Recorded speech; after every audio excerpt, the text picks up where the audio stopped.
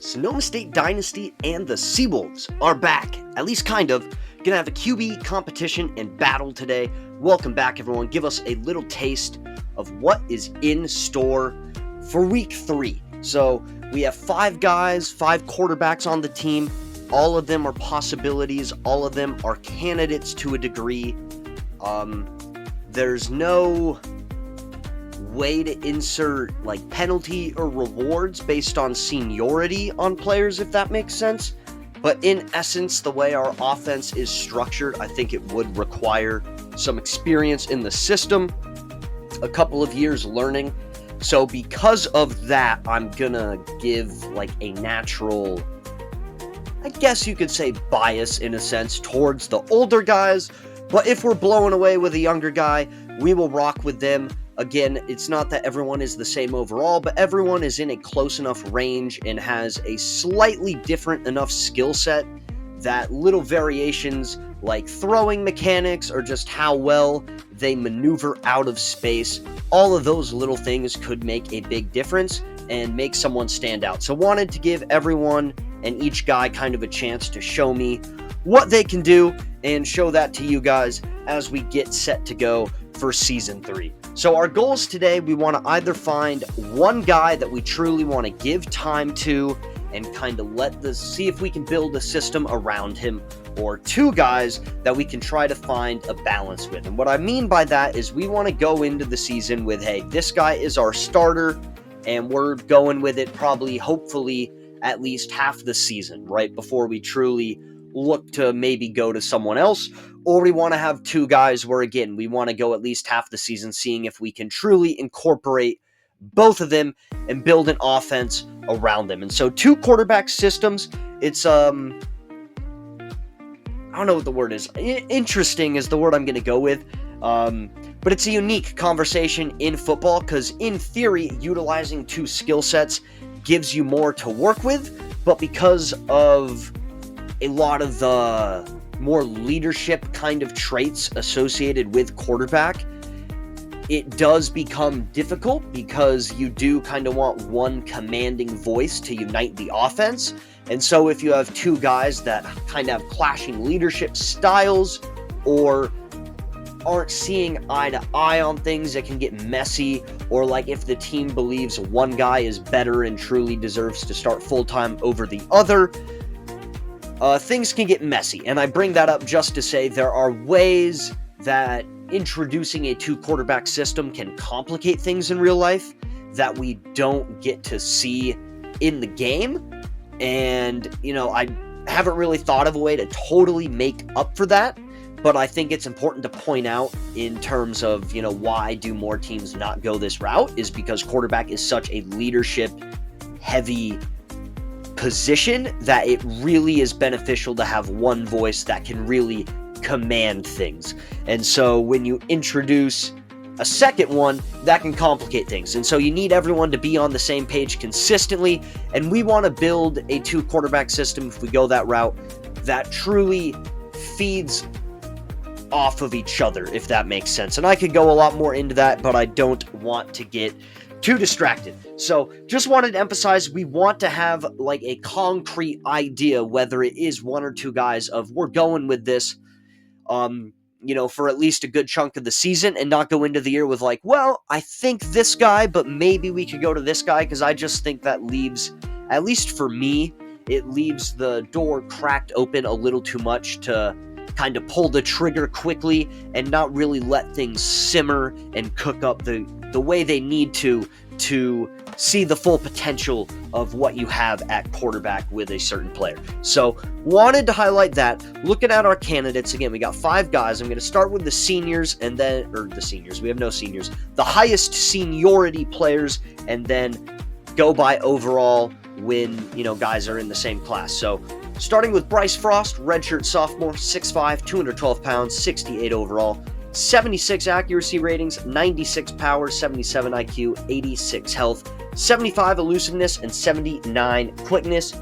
No mental traits, none active in the physical department, although he has some that could be unlocked. Notes on him: he has the best arm and ability to add verticality to our offense, so in the passing game, throwing the ball downfield, but is going to be the most limited mover and has the highest ratings ceiling. So in terms of how good he could get programmed into the game, right?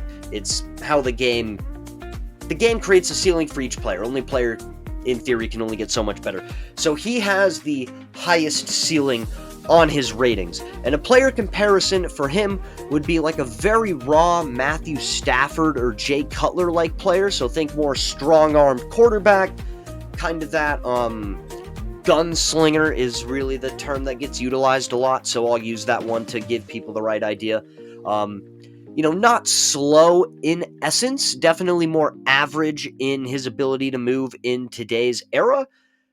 More arm strength driven, but not immobile, but not fast. Our other redshirt sophomore, Deontay Neal, is 64 overall. He is 6'2", 188 pounds, 76 accuracy, 76 IQ, 88 power, 88 health, 76 elusiveness, 82 quickness. No mentals and no active physicals. He has the second best arm strength on the team, middle of the pack in mobility. He is the lowest overall, but does have a 99 play action rating, which we got to see the benefits of that with TB5 last season.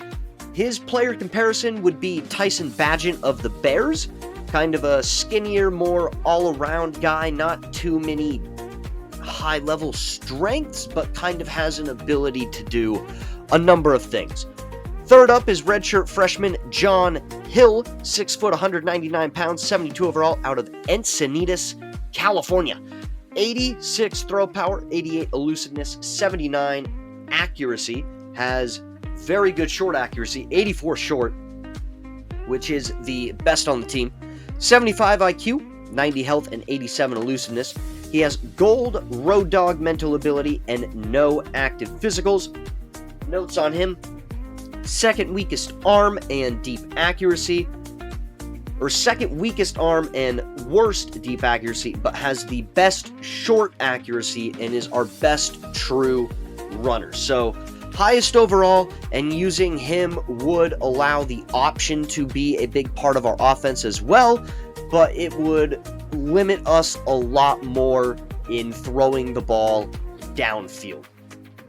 So going on to our number 4 candidate, that is true freshman Manu Sammy, 6'4", 188 pounds, from Clovis, California, 66 overall, 84 throw power, 86 elusiveness, 76 accuracy, 70 IQ, 86 health, and 86 quickness. He has silver team player, gold road dog, and no active physicals. He has the weakest arm and second worst deep accuracy, so an inverse of John Hill.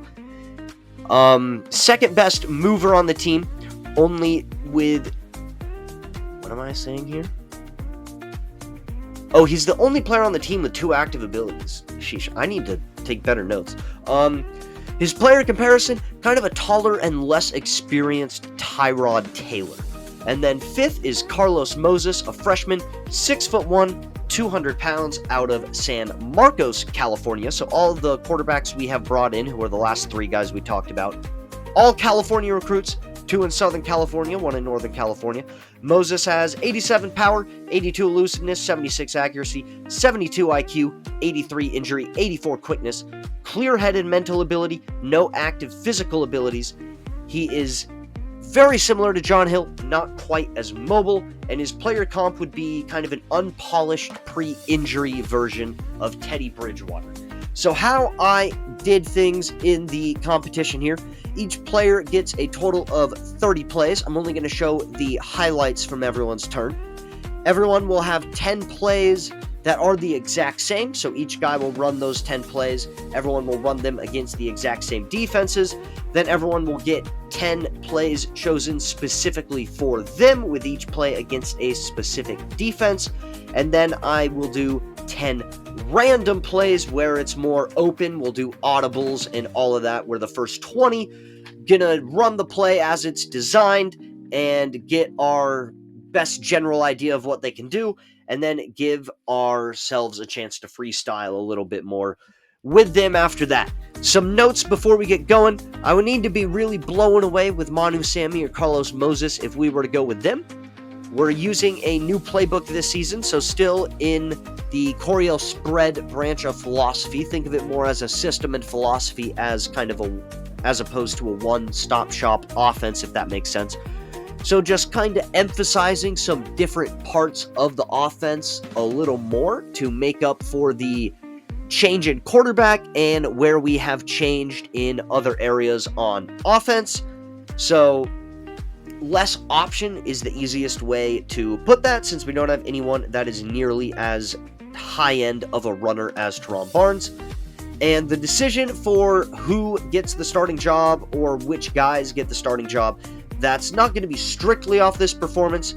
After I recorded this, I did go in and do like kind of a second round with the top 3 guys to get kind of a second opinion as well. So gonna factor in everything in terms of what we want our quarterback to do in the system, how we feel with them, and what ratings they have, because even with lower level guys, it's kind of easier to have kind of flash in the pan moments with them. So we want to, not over decide off a small sample size, I would say. But ready to get rolling, here we go. We got Bryce Frost, first up, redshirt sophomore. He is out of Exeter, New Hampshire. You can't edit any of the hometowns of the default players they give you. So we have a lot of guys from some very, very eastern parts of the country, which I never met anyone at Sonoma State while I was there that was from those parts. But if you are, of course, part of the Seawolf faithful, as Frost is at the turn here, I'm going to kind of mix between commentating the action going on and kind of talking about the plans for the channel and everything going forward into year 3. I added the pre-game previews, I guess you would say. They're game previews / video announcements.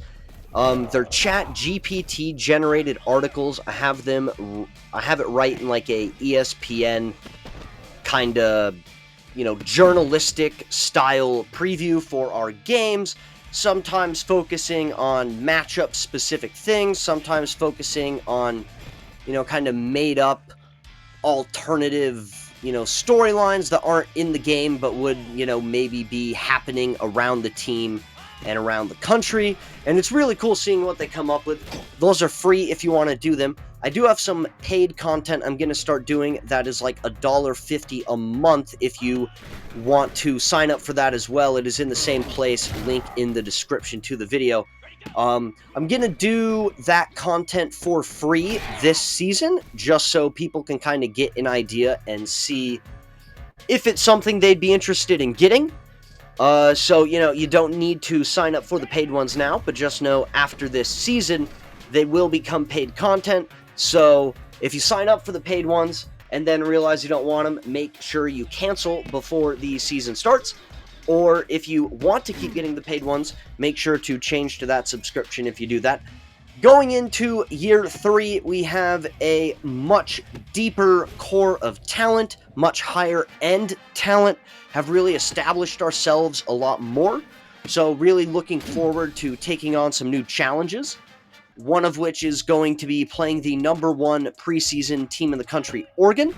They, in theory, should be the best skill set, best overall team we have played so far. As of right now, going by my own personal evaluation, I would say it's one of the UCSB teams we played. But according to the ratings in the game, it is USC. So last season we played USC and Syracuse, who were both ranked number 6 in the country when we played them. Syracuse finished like 8-5 or 9-4. They really kind of fell off the wagon after we beat them. USC, of course, we blew a 19-point lead and ended up losing. Really nice throw right there from Bryce Frost to Javon Moore. Hopefully we'll see more of that in the regular season if Frost wins part of or all of the job.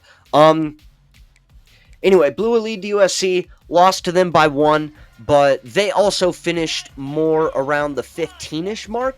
So both of those teams were meant to be kind of teams that were ranked a little higher than their true talent probably was, right? Like, neither of those teams was probably the 6th best team in the country last year, yet when we played them, that's what they were ranked.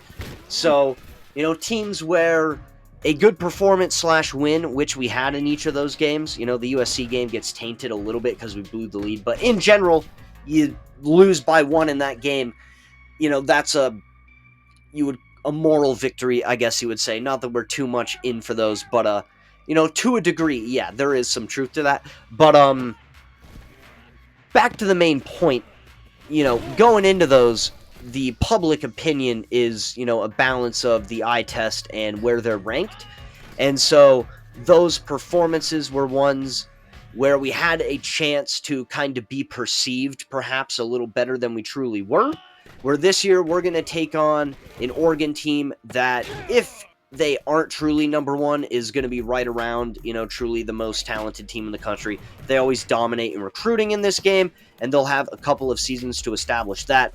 They obviously have some great talent on their team in real life, and while a couple of classes of those guys will have moved on, the freshmen and sophomore guys that are on the team currently are the ones that are now in the forefront, and with development, they're going to be very, very highly rated guys. So, going to be a very, very good team. The most true Super 2 team that we will have played up to this point. And then Florida is one where I haven't looked at their roster yet to get a full idea, but probably going to be similar, if not a little better than USC, but a little more realistically ranked. They're going into the season preseason number 25. That's probably about where they are. So I think we'll get a couple games that are against teams where they are both truly ranked highly, and the talent on the team is going to back that up. So excited to see how that goes. We are really built everywhere else to be able to go into those games and feel like we have a chance to make them competitive, other than the quarterback position. But again, I've kind of talked about this. I really do feel like that's the position kind of want to be able to play above the rating the most, in a sense. Not that, I don't know, it's a balance, right? Not that we should be able to turn, a weak-armed quarterback into, throwing 80-yard bombs. Like, there should still be the realistic physical limitations.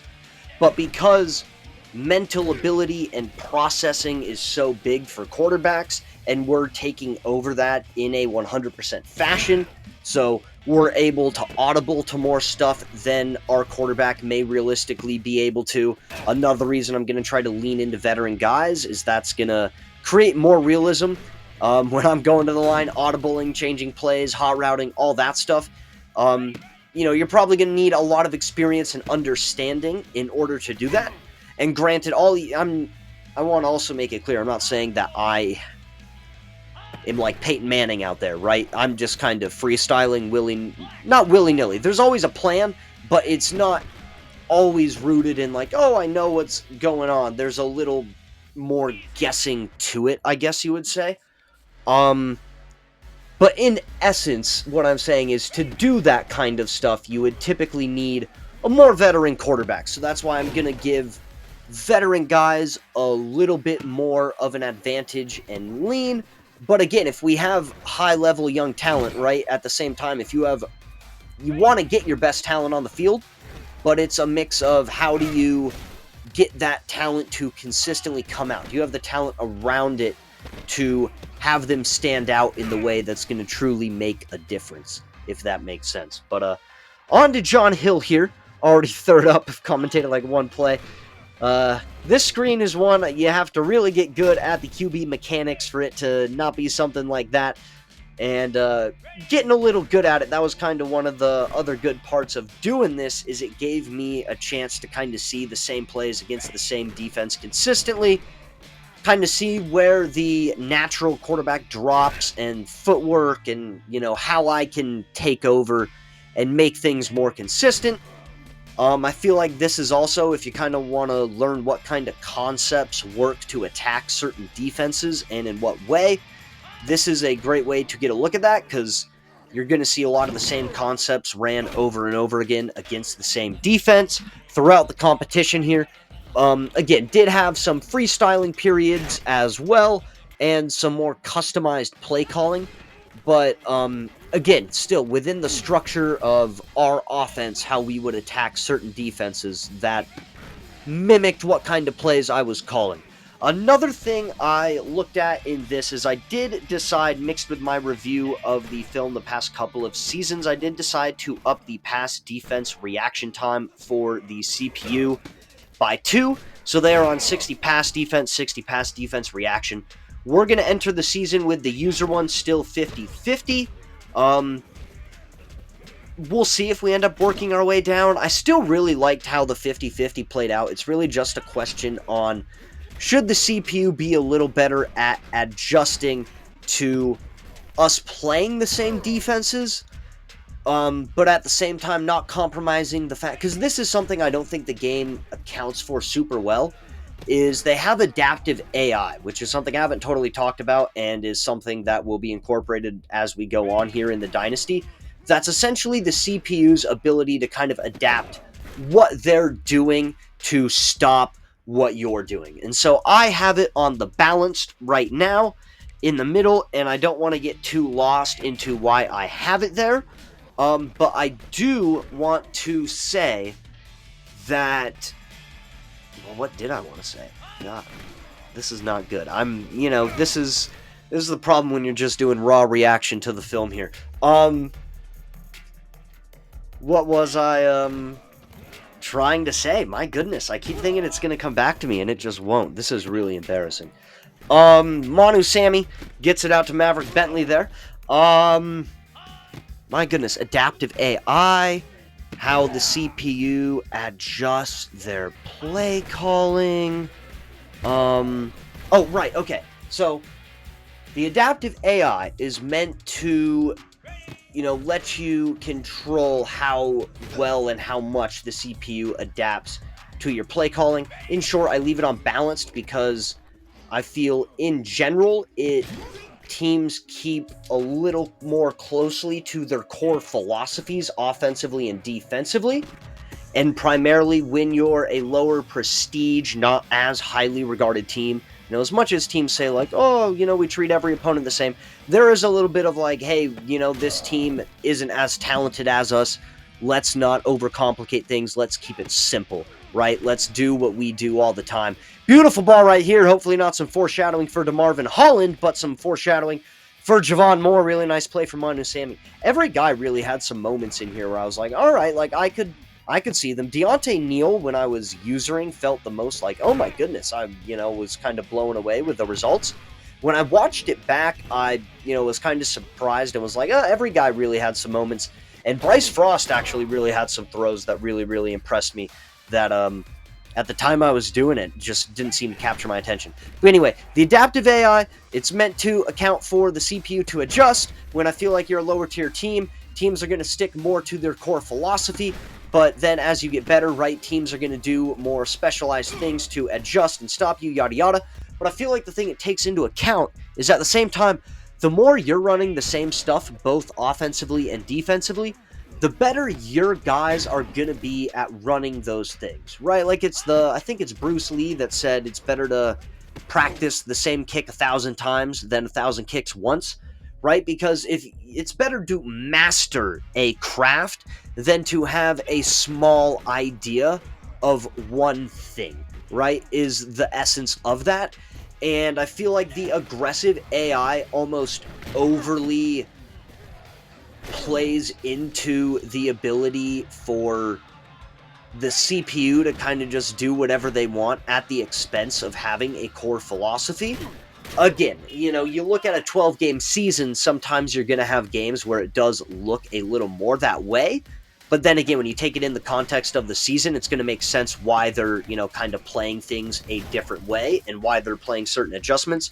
So not to get totally lost on that. So in essence, the balanced adaptive AI is to account for the fact that I think as a lower prestige team, you are not consistently going to get teams with like these super specialized game plans and, super unique schemes they've installed. You're going to consistently get pretty core concepts from them. So with our offensive success, I did contemplate going up to aggressive. But but again, I've already gotten a little lost on the point, so I won't go more into why I've decided to stay on balanced for a little longer. But the other part of that is, again, it just feels like it allows the CPU to kind of get into this super deep bag of things where it's like, well, I don't know how prepared they would truly be to do that when playing a team like us. So anyway, we're getting to a point where that would probably change, and I feel like if they had an offensive and defensive one that was separate, but they don't, it's kind of all-inclusive, we would go aggressive on offense and leave it balanced on defense, because I will say that's kind of the main reason I'm leaving it where it is because we're still at a point now where it's like, again, according to rankings, and we'll see where the slider adjustment takes us, but according to the rankings of our defense, you would, at least I would feel pretty comfortable getting into a shootout with us and feeling like we could score enough points to, not, again, defensively would probably install some special stuff, but offensively I would feel pretty comfortable running our base stuff and feeling like we could attack. According to rankings, I feel like based on what we're doing, maybe that would be a little different. Already gone down the rabbit hole a little bit here. But we get to the end here with Carlos Moses. Hope everyone enjoyed getting a little bit of a look at everyone in this one here. And I will have a decision in a blog that I will be publishing, but also in the Game 1 episode, which will be coming out in a few days. Thanks for tuning into the quarterback battle, everyone, and I will see you guys soon.